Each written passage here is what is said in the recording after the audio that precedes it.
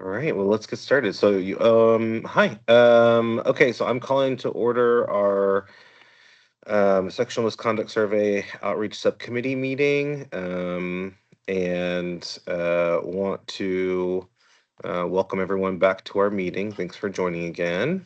Um, and so is there anything else I need to do, Rowan and Kevin, to start the meeting? That's all good. Okay. And so I know that the first item on the agenda was Kelly to review the IRB review discussion. I don't think I see them. I'm on my phone, by the way, so I've had some internet connection. So if someone can help me, let me know if Kelly's here. Um, and then, so I guess we can move on to the next bullet, unless Rowan or Kevin, you all have some information about what Kelly might be chatting about.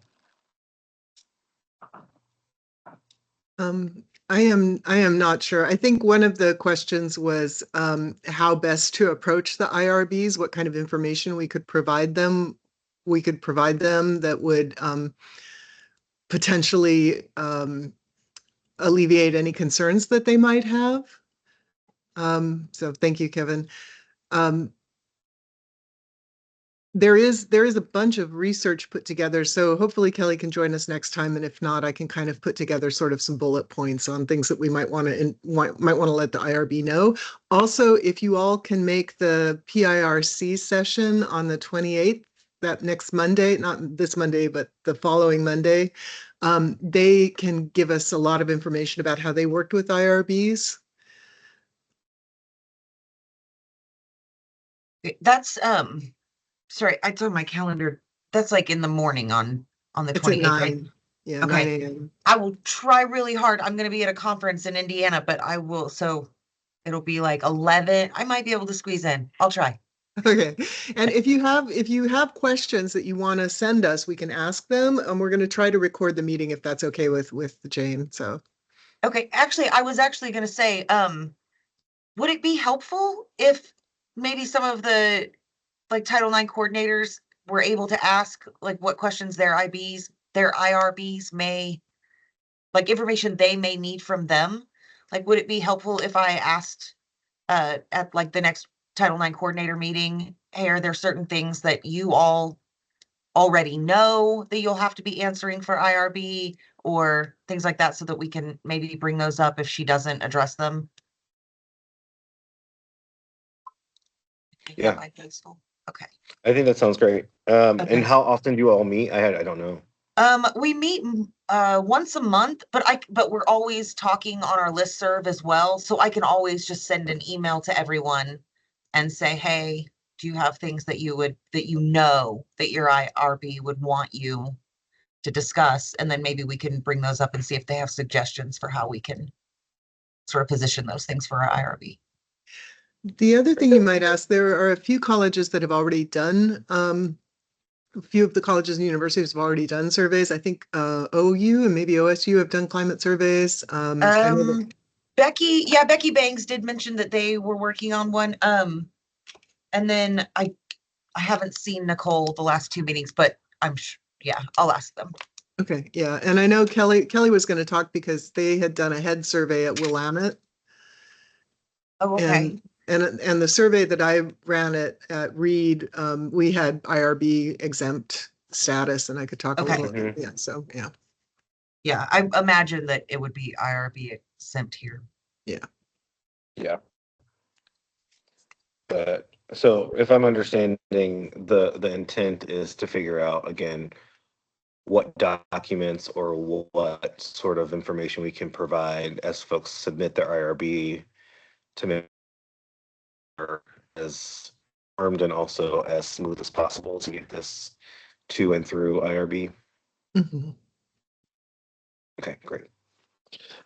Okay, I'm super sorry because I can't use my computer and all of my documents are electronic, so I actually can't access the next agenda items. But are we okay to move on to the next agenda item since Kelly's not here?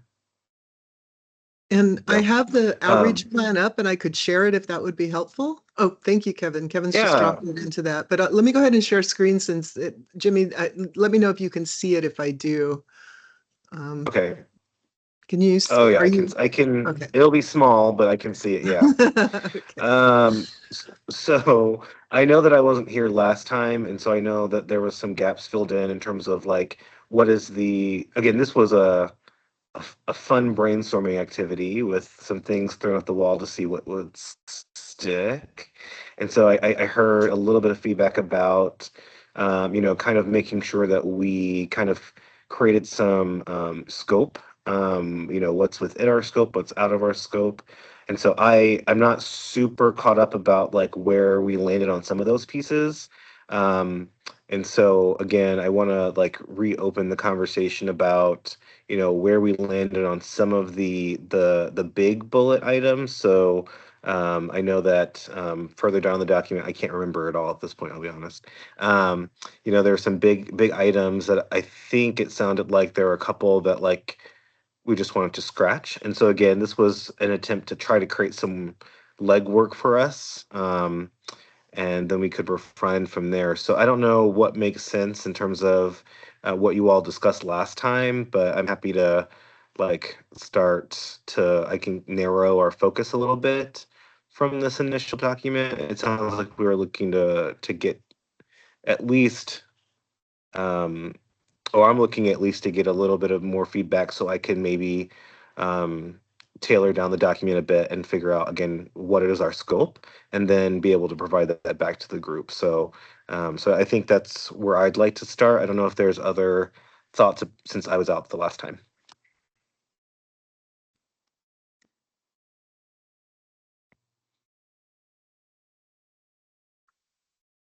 Sorry, I was jotting down notes. It's cool.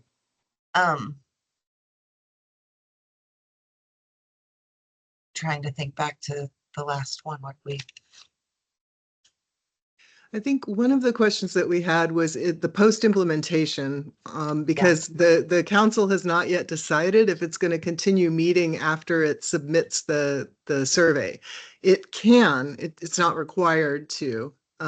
So I think that and that can also be something that gets delegated to HEC staff or something like that. So, but I think it's important to have that in there, that monitoring progress. Yeah.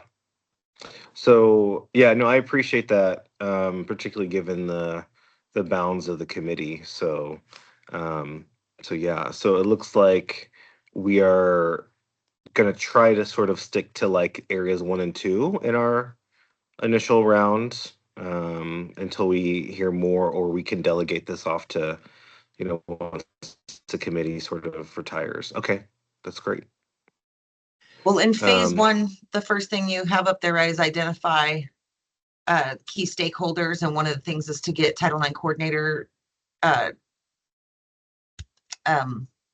contact information. Sorry, it's still early and it's been a very long week. So I have that. So I have a list of all of the Title IX coordinators, and some investigators or deputy coordinators are also on that list.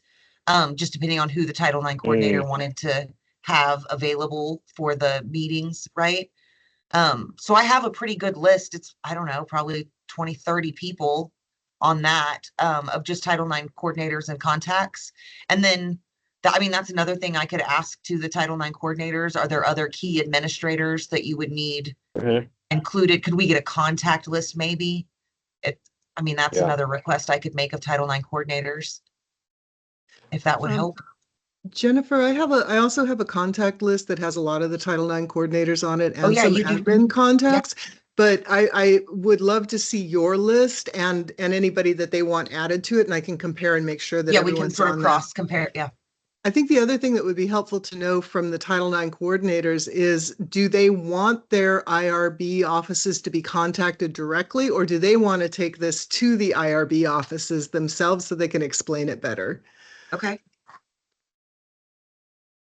Yeah, I'm fine. I'm happy to craft an email to send out to all of them and get their feedback. So.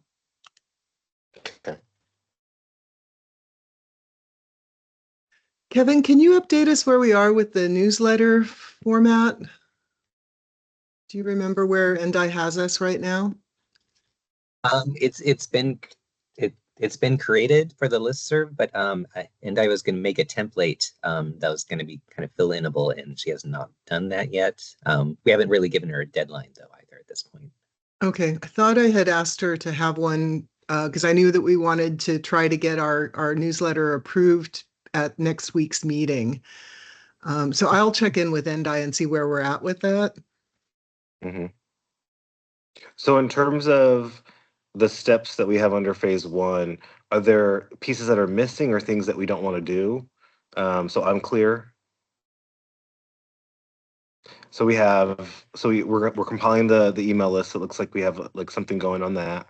It sounds like again Kevin is looking at the newsletter, and then again, are we? I'll ask later. So and then initiating some contact, which it sounds like we're also kind of concurrently doing with all these other steps, and then again doing some sort of newsletter or email to send out to folks once we have updates to provide. Is there anything on the list that's like maybe missing um, or places where we want to like not focus on in the phase? So I don't know if we need to track those things, I guess. Um, The The- only thought that's coming to Go ahead. sorry, Ron. Go ahead, Andrew. The only thing that's coming to mind for me is maybe including some more student-facing administrators in the university email list. We've had a lot of luck working with deans of students and specifically assistant deans of students. They just are somehow like the magical bridge between admin and the student body. So that's my only suggestion there. I am very happy to help compile that information. We have a lot of lists already going. So I'm sure it would just be fact checking. But yeah, I'm more than happy to help with that. Okay. Yeah. No. I agree about the assistant and associate deans of students and also dean of students. So, no. Yeah. No. I think as we kind of compile those lists, I do want to be, and I don't know how the committee feels about this. I want to be careful not to overstep the Title IX coordinators because I know that this is, I think, their lane, and I think that they will be helpful in terms of once we send the newsletters out. But I guess I want to make sure we're doing some initial contact to Title IX coordinators first, and maybe asking them. I don't know how folks feel about again engaging like folks outside of the Title IX coordinator office, the IRB office. You know, before we have like a thing to like actually give maybe out we or should let Title ask. IX coordinators offer up, like, these are the people who will be the best Yeah.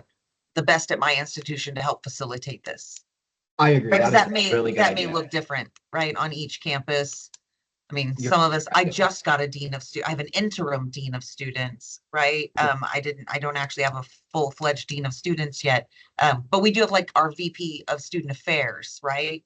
That Mhm. might be a useful person for me, or even our wellness center, right? Might be. So I don't, yeah, maybe it might be best to let Title IX coordinators sort of think of who are the key stakeholders on their campus that can help them to facilitate that survey. Could I Yeah, make and I think. Oh, go ahead.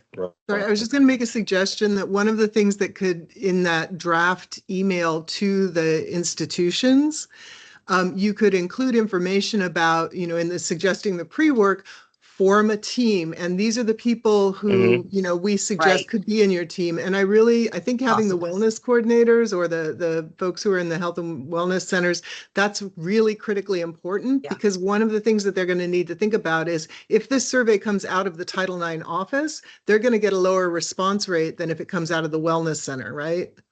So those are some of the things they're going to need to be considering. Yeah, I like that idea. Yeah, that's one thing I've already been talking with the dean of our interim dean of students and our wellness coordinator about right now. Which do we want it to come from?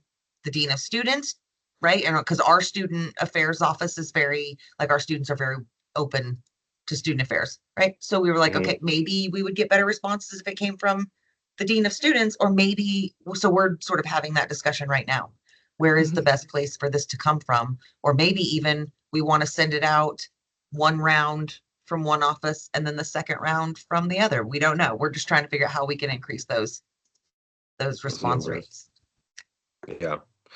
I really like the idea of letting the Title IX coordinator giving them a little bit of like, here's the folks that you could think about to set up your team, and then letting them sort of like build the teams on their campuses, and then yeah, we can include whoever they let us know. We can include them on the updates and the emails, and to engage, I think, the student facing folks. But I also know our Title IX coordinator is pretty student facing. And so, but I also get that there's a special relationship with student life in the Dean of Students office that, again, might carry a little bit different of a response. So I love that idea. I think Okay, you could. that sounds great. This is Lisa. May I interject a bit here? Absolutely. Oh, Sure. thank you. So in our case, and I think for some smaller schools, the Title IX coordinators are contracted from places that are Yeah. not on campus at all.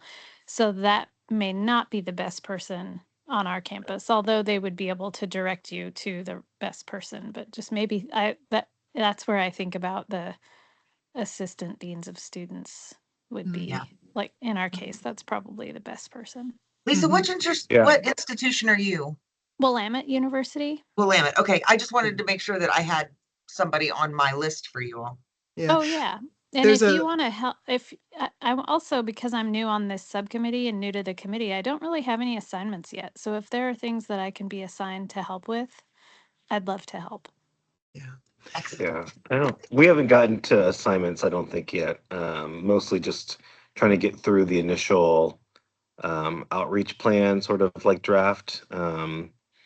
And we can certainly talk about assignments soon. But Jennifer has been able to gracefully like help us in the beginning, so I appreciate that.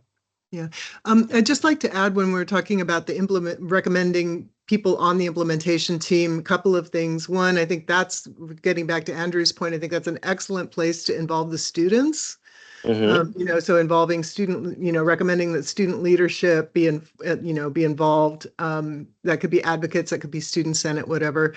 And then thinking about too the needs of a lot of the smaller schools that may not even have like a designated Title IX coordinator, but just have like some, a secretary in the office who does all that stuff. So keeping it kind of just keeping in mind that we're dealing with this really wide range of institutions in our recommendations. Yeah, what I can do is, I think if Jennifer and Rowan are gonna try to get the contact list together, maybe I can create a first email draft that goes out to all those contacts with like some of that information, and then we can all review that together, or at least I can send it out. And I don't know how much work can be done via email based on these committees. But I'm happy to draft something that this committee can review, and then make sure that we're hitting all of the like necessary needs for larger schools, smaller schools, contracted Title IX coordinators, so that we feel like we're sending an okay message to folks to be able to rally around building a team and being aware of what's coming from this committee. So not this committee, but the larger committee. Mm-hmm. I also think that recognizing that a lot of universities already have these teams built and not assuming that they don't would be a helpful tone in the letter. Yeah. Lisa, quick Of question. course. I had a quick question and then it left. I don't remember now. Oh, no, I do. You mentioned smaller schools having contracted Title IX coordinators. Do you know if people are using anyone other than Grand Rivers for contracted Title IX coordinators? Do you know of any? I can't think of any. Is Grand Rivers who you all use? We use Grand River, yeah. And I don't, I know there's another one, but I don't actually know the name of it, but I can find out. Okay, because I know several people, we use Grand River too, but not for a Title IX coordinator, for other things. But I know several people at Grand River, and maybe we could also include a couple of them on the message to let that, so that they can let their contracted Title IX coordinators know, like, sort of where things are, if that's something. I think we have a lot of them already on our contact list. They've been the Okay, ones good. who've been sending in reports and things like that. So Okay. and I they know represent several, yeah. several schools show up to the regional coordinator meeting. They have like a representative, but they don't send their Title IX or their Grand Rivers person. doesn't actually come to the regional Title IX coordinator meeting, but they have like a rep that comes. And so, And there's Okay. 1 or 2 Grand River people who represent many schools. yes. And so it would be difficult, I think, for them to form a team at all of those schools. I'm not sure how much they're involved in the day-to-day. Yeah, no, I think they just take claims, essentially, is the way I've understood it. Yeah. Okay. And it sounds like in the email, it also sounds like we're asking for other administrators as well. So maybe, it's not automatically a burden of the Title IX coordinator or the contracted person. So we can make that clear. And then I think, Lisa, to your point, yeah, there's groups that already are formed or groups that are already like, naturally you know, prepared to do some of this work together. So I can make that clear in the draft of the email, and make sure that we're attending to all the different needs. And this group can just double check that as well. And just to get back, Jimmy, if you can send a draft out, people can review the draft, can edit it in Basecamp. So Okay. you can download the document, edit it, and then upload it again. There will be a record of who's uploaded, so that keeps track. You can't decide outside of a meeting if the email is ready to go out. And when it does go out, Kevin or I will send it out from HEC. Okay, that's perfect. So, yeah. So basically, if I'm understanding correctly, like any of our work that we do in this committee, we can work on it through Basecamp because it keeps track of changes, who made the changes, who whatever, and then we just finalize it the next meeting. Sounds like, right? Yeah. Okay, Kevin, perfect. that's right. Yeah, Kevin? Yes, correct. Thank you. Okay, perfect. Well, how do we feel about moving on to phase 2 to see if there's anything there that we want to like go ahead and knock off now, even though we're not we need still information from the other committees to actually to really sort of engage in this process. We have the timeline, but I know that the committees are still sort of finalizing lots of the stuff. So I don't know if focusing on phase 1 and 2 as like the places where we feel like we have scope. On the initial read of phase 2, were there things that last time I missed that we need to like either read or if we need to like sort of say like this is not something we're interested in doing, as folks are starting to implement and get folks to fill out the survey. Again, these were brainstorm items, but I want to make sure that as we sort of plan forward and delegate, that what we're planning makes sense for the group.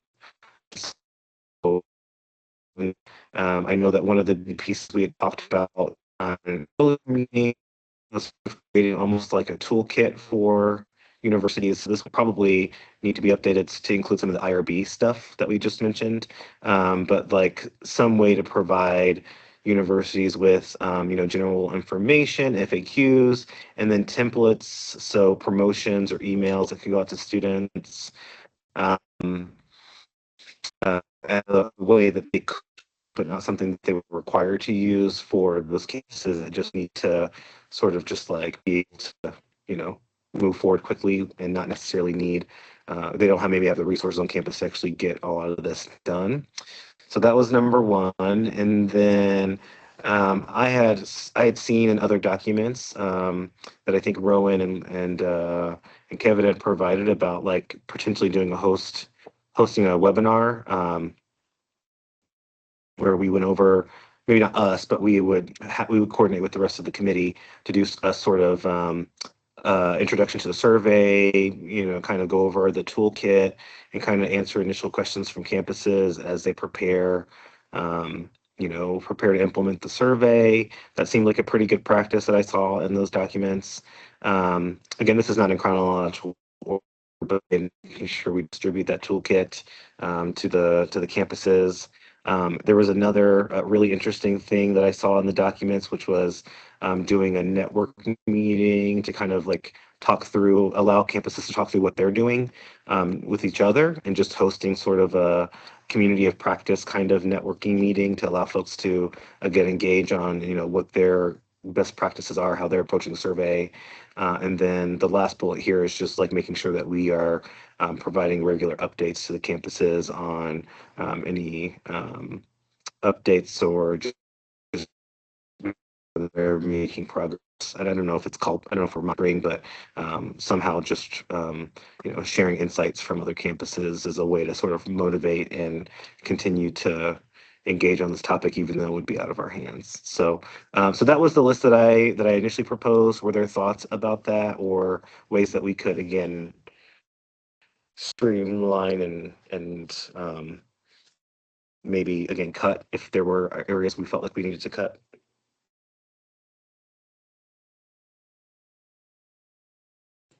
Yeah, I think one thing to just make sure everyone is aware, our implementation team at Every Voice, in terms of the campus climate survey, we're really focused on student-facing awareness materials. So just with that being said, I feel like that's two great like parallel tracks. So we'll definitely make sure that we're like collaborating and communicating on the language with that. The other thing that comes to mind is maybe some like suggestions for an incentive structure. I know that was really helpful for a handful of schools in New Hampshire. I think it is worth saying that obviously, right, that's not required by law, so we can't expect the institutions to have that. But I think having maybe like two tiers of whatever, a lower cost, higher cost options for incentives might be a good idea. But other than that, I think this list looks pretty solid. Awesome. I love the incentive structure. Actually, I'm not sure if it was this committee, but one of the ideas I had heard thrown out there was like potentially, like um, working to partner with the organization, so we're not like giving incentives to the students for their like their climate issue, but like ways that we can either work with their own organization to do some donations, or I don't know. There's lots of really fun ways to think about this, and I also think that goes along with the IRB package, because IRB will need to know, if schools are looking to do incentives, they'll need to know that as a part of the IRB package. So I will absolutely add that to this list. I think it was OU had one that I really liked, which was if you fill out the survey, $1 will go into a victim assistance fund. Yeah, that's what I knew Yeah. I heard it from somewhere. That's what it Yeah, was. loved that one. And then there can be other things too, like I think there was, some of the campuses, and there's some stuff in the other states' implementation guides that talks about some of the incentives that they used, and they're really personal, right? Like my favorite, of course, was the Zamboni ride, yay. But not everybody has a Zamboni, unfortunately. But there could be, special parking spots and things like that. So I think talking about, here's a menu of some things, what would work on your community? And again, Andrew, I think that's where the students really have a lot. Just a couple of things on this. The implementation package that I'm hoping you will be able to prepare will actually go to the Higher Education Coordinating Commission for approval before it Okay. gets distributed. So your job is to put together an implementation recommendations, or the council's job, not necessarily yours specifically, but the council's job is to put together those implementation recommendations, and then that gets sent to HEC, and then HEC sends those guidelines. They become guidelines once HEC approves them, out with the survey to the institutions. So you Okay. can get all that feedback, right, and make that part of the implementation recommendations. The other thing is I think this is two phases, really. I think that there's the pre-launch implementation stuff, right? The preparation that you can start doing before you get the survey, before you're going to administer the survey. And I think a lot of the stuff you've got here is perfect for that. The fact sheets and FAQs, how do we inform our students about this? Yeah. so that piece of it, I think, is really, really critical and really important. And then the second piece would be the, more formal implementation. This is how you get a better response rate, et cetera, et cetera. Yeah. What I can do is, so as we kind of get our legs under this, I do think you're right. We can, it sounds like we need to we can parking lot phase 3 and 4 in this document as it stands, and then maybe create a third phase that again gives us a chance to work in between introduction, intro stuff, updates, and then have some work where we're doing on the toolkit building. And then when we are ready for implementation, I think Rowan, you made a good point. Like, let's make that a separate sort of phase for the group. So I'll make sure that I can make those. I'll make those changes to this document, and I'll also, if this group is okay with it, I think once since we've already met and kind of talked through this, I think it might be time for this to turn into like a grid almost like a Gantt chart, so that we can set some like deadlines and internal sort of like focus on like delegation and then who, so that we can have kind of a more of a document where we can track. So it sounds like I'll split the phase 2 into one additional phase, and things that everyone just mentioned. So that works for me. Okay, so there'll be the phase 2, then will be the pre-launch engagement plans for the colleges and universities, and then phase 3 so that'll be the audience. There will be the colleges and universities, and then the new phase 3 will be the formal implementation guidelines that will go to HEC, right? Is that? Yep, that sounds okay. That sounds good. Yep. Okay, I'm going to go ahead and stop sharing so we can talk again. Okay. Thank you. Well, thank you all for going through that with me, because it was helpful for me to hear directly from you all, like what you're thinking, so we can get that together. And is everyone okay with me turning this into like a more of a grid, so that we can sort of like walk through it and kind of check in on progress as we get more developed as a committee? Okay, great. So I will try to upload those to Basecamp, and it sounds like I could make suggestions and then we can formalize it next meeting. Yeah. Okay. We could also, if you feel like it's ready, we can formalize it. It just has to be formalized, right? So we could potentially formalize it. You could bring it in as an item in your update to the full council and approve it next week. So if you wanted to kind of get a jump on it and not wait until the next meeting, the next meeting of this committee, it's up to you. Okay. Oh, so yes, it doesn't have to go through us before it goes through the big committee. Yeah. Right. Yeah. Okay. Okay, good to know. And then the big committee, and then I can just email you this, Rowan, but I just want to make sure. So like when I'm making it formal, it's just presenting it to the group and there's no vote. It's just asking if there's questions or. Well, I don't know. Kevin, you answer that. I don't know. I think it probably would need to like be just kind of voted on as a consent item when it's finalized, especially if it's something that's gonna be passed on to HEC later on to be approved. But I don't know if we can be prepared for that by next meeting or not, by next week. I will. If I think I can do it, when do you need it by for it to be a consent item, Kevin?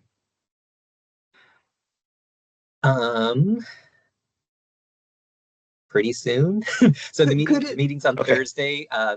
Maybe like by Tuesday. That way, give people like a couple of days to be able to review it. Does that make? Does that? I can do Tuesday. I'm gonna get us rolling. I'm gonna do it by Tuesday. How about that? Okay. Okay, great. You weren't doing anything this weekend. Yeah, I'm not busy. Whatever. It's cool. We want to get this moving because we have things to do. So, so that feels like a good place to end on the outreach plan. It sounds like folks are pretty okay with splitting the second phase into two, and then I will submit it to the the larger committee for consent on our plan. And I'm positive I can get that done. So, and I am so sorry, I can't see the agenda, so I'm not sure what's next. I think next is the newsletter articles, and I just wanted to check in with you because you'd said last meeting that you, or the people who were at the last meeting had agreed that they would try to get the first newsletter approved to be sent out at next week's meeting. And, obviously if we don't have a format, that's going to be a problem. So I'll get in touch with Endai today about that. I had drafted a few like really basic articles, and I wanted to know if folks if that was sort of the direction that you wanted to go, or and I'm not sure who had a chance to take a look at those. I had put those in Basecamp. But if there were other, so let me go ahead and, why don't I go ahead and pull those up? That might be helpful.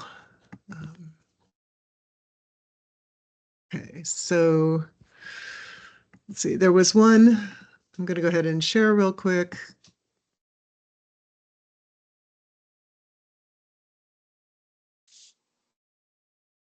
Okay, so there was one that was just like an introduction to the Sexual Misconduct Survey Council and just a little bit like, what's going on. So this was one. And then there's another article. I had put a couple of others in.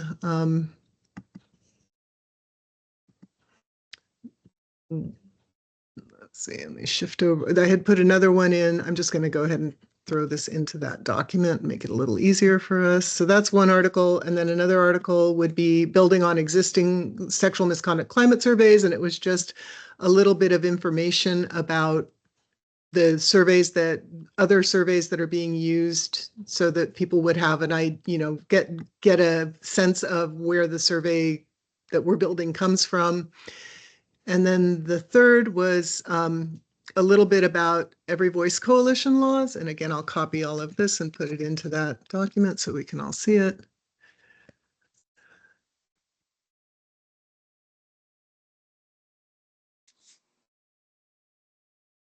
Okay, and so Andrew, if you can take a look at this to make sure I've got stuff accurate, but I thought that would be helpful to let folks know sort of what the background of the law was. So are those kinds of what people were thinking would be in the newsletter? Was there other stuff you wanted to see?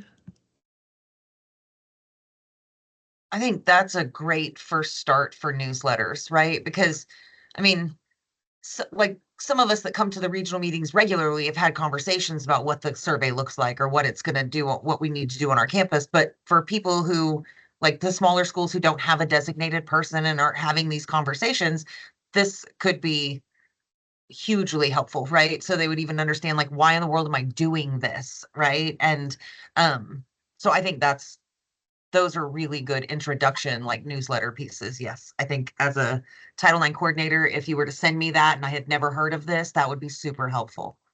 Great. And Andrew, congratulations on New Mexico, Virginia, and Vermont. I hadn't heard that. That is awesome news. Thank you. Thank you. Okay, great. Is there anything, I'm sorry, is there anything else you want to go in that initial?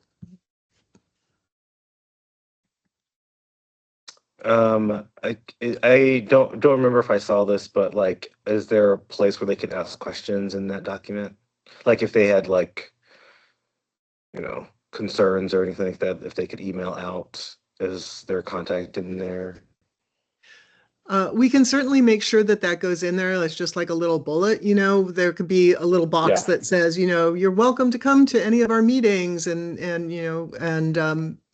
if you have questions about the survey or the work of the council, you can email Rowan or Kevin.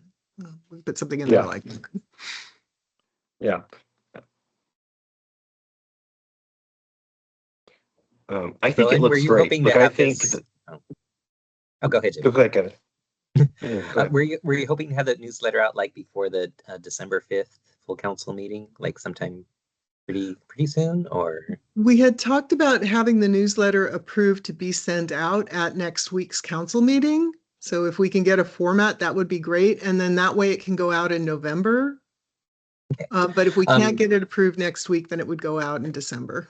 Yeah, I mean, we could approve the articles next week and just, I mean, the format is just however I sets it up according to the hex standards, but we can approve the articles regardless and it'd be good to go. Lisa or Andrew, are there any student-facing articles you'd like to see in there? For example, Lisa, I would love to see something that talks about, you know, the language in the survey needs to be trauma-informed, and it would be lovely to have like a little blurb in there about what trauma-informed language would look like. I think that's a great idea, and how to do that. Yeah. Do you feel like you could draft something by Tuesday, maybe just a little paragraph or something? I don't know 100%. Let me think about that until a little bit later in the meeting. Okay. Because I can try to do that too, if that would be helpful, and then maybe have folks take a look at it. I think I can do it and then send it by you, Rowan. Would that work? That'd be great. Thank you. Okay, thank you. And Andrew, what about you? Is there anything else that you think should go out? I don't think so for the purpose of this one. The only thing that comes to mind is maybe mentioning that the law was student written. I think that might be the one thing missing, is that this solution was brought by students. That were not just some scary bureaucratic monster making them do another thing. Right. That's my only thought. Yeah, what I wrote was, in Oregon, every voice identified and trained student leaders in legislative advocacy. Those students help shape the law to address the needs of Oregon students. And then I go on to talk about them lobbying the representatives and senators and soliciting testimony.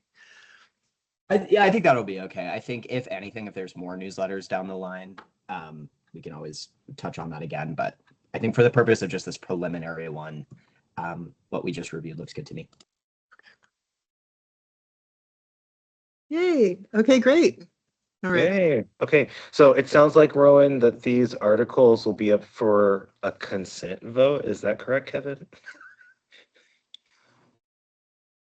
Yes, that would be correct. So yeah, if we can get them some kind of finalized form by Tuesday, then yeah, they can be added to the meeting materials and be a consent item. Okay. And that's it. Well, that's it. I think that's the meeting. I don't know if other folks have anything else before we head out, but it sounds like we have some good work ahead of us. And so I'll pause for a second to see if there's anything that folks want to share. Hearing none, I think we're close to adjournment. Kevin, Rowan, anything before we leave?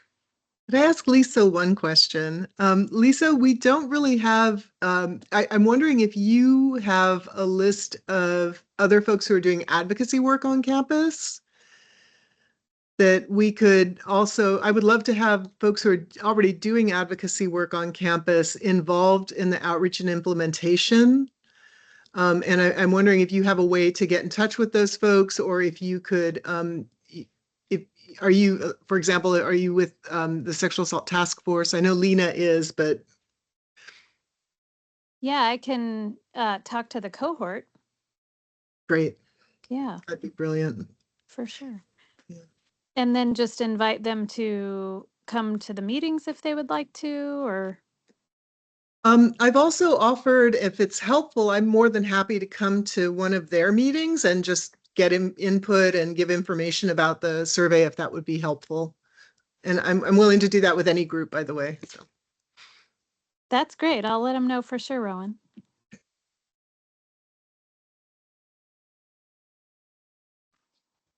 Awesome.